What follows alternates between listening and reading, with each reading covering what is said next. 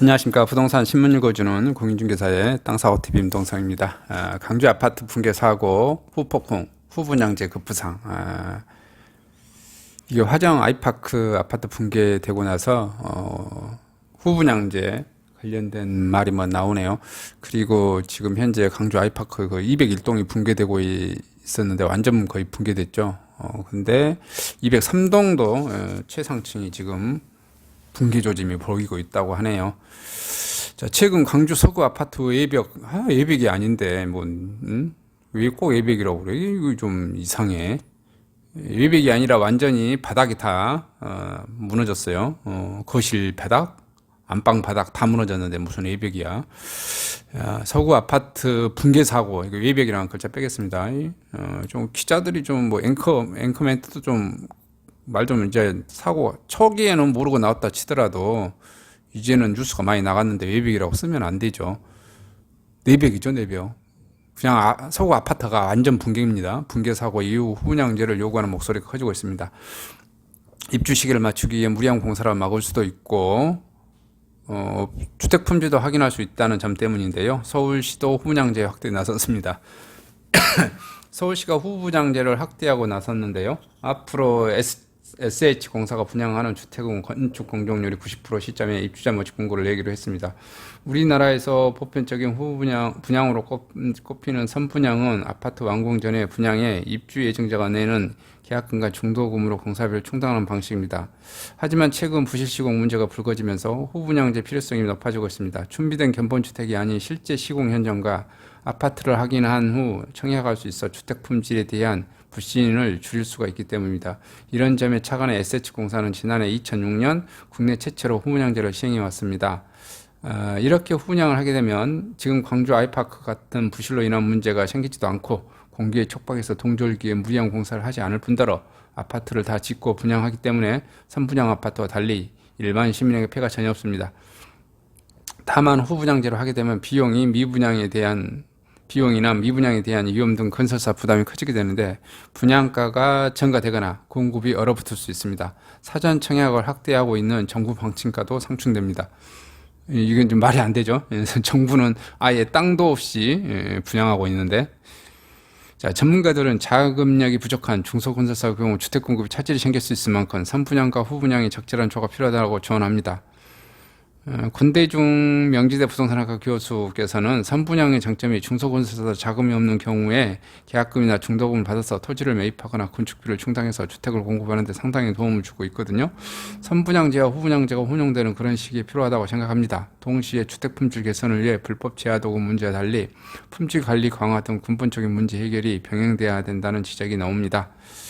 강은의 머니투데이 MTN 기자님께서 소식을 전해줬는데요. 근데 실질적으로는 제가 봤을 때는 후분양해도 똑같아요. 후분양해도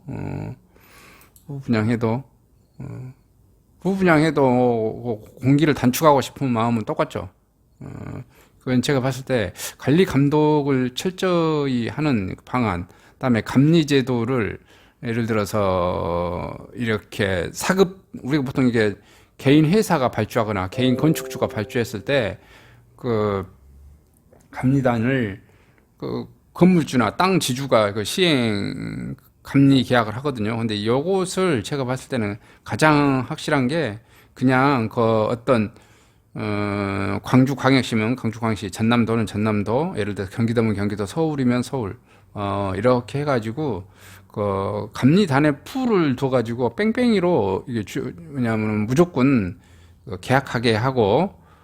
그 건물주가 그 시행자가 토지주가 예를 들어서 그런 풀에 의해서 감리단이 선정되어졌을 때 그 금액으로 무조건 계약을 하게 하고, 감리단은 이제 그러면 눈치 안 보고 법규대로 해서 감리 감독을 할 수 있는 이런 게 뭐 크지 않을까 싶어요.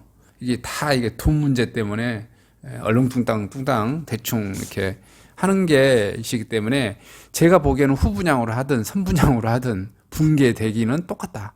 왜냐하면은 선분양을 해도 공사 단축을 이렇게 엄청 하면은 원가가 투입이 절감이 되거든요. 후분양으로 해도 엄청 절감되고 돈 없는 시행사 입장에서는 후분양을 하더라도 더 빨리 짓고 싶겠죠.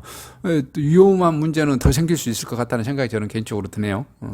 후분양이 꼭 문제는 아닌 것 같다. 어쨌든 근데 이제 후분양에 일단 후분양을 하면은 그거는 있겠죠. 짓다가 무너지면 어쨌든 아직 계약을 안 쳤으니까 계약자의 손해는 없겠죠. 건설회사 니네만 손해나 뭐 나는 거겠습니까. 어쨌든 그러나 거기서 공사하는 노무자들이나 근로자들은 사망 사고가 일어날 수 있다. 그런 점에서는 후분양이든 선분양이든 저는 똑같다고 봅니다. 어쨌든 자 그래서 후분양 뭐 급부상 얘기가 나오고 있네요. 이상 소식을 전해드렸습니다.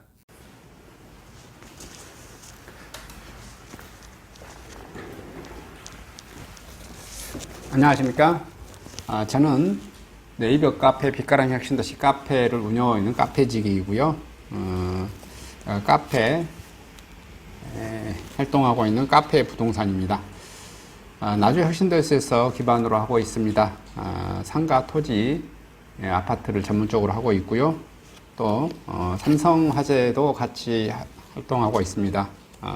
상가 통해서 임대차 매매하신 다음에 화재보험 같이 가입하시면 중개수수료 절반 정도 할인해 드립니다. 그리고 삼성화재의 그 의료실비, 운전자 보험, 자동차 보험, 화재보험, 적금, 치아보험, 연금보험, 상해보험, 통합보험, 자녀보험, 간병보험, 당뇨보험 이런 것도 모두 한꺼번에 취급하고 있습니다. 보험을 또 가입하게 되시면 또 이렇게 저를 통해서 상가 이렇게 임대차 내시고 하시면 네이버 카페 빛가람 혁신도시 카페에 홍보를 해드리고요. 유튜브에도 이렇게 홍보를 해드립니다. 그리고 이벤트 행사를 해서 여러분의 매장에 손님들이 찾아갈 수 있도록 이렇게 해드리고 있습니다. 물론 이벤트 비용은 제가 부담해 드립니다. 저를 통해서 많은 사업 같이 윈윈할 수 있도록 도움을 주셨으면 감사하겠습니다.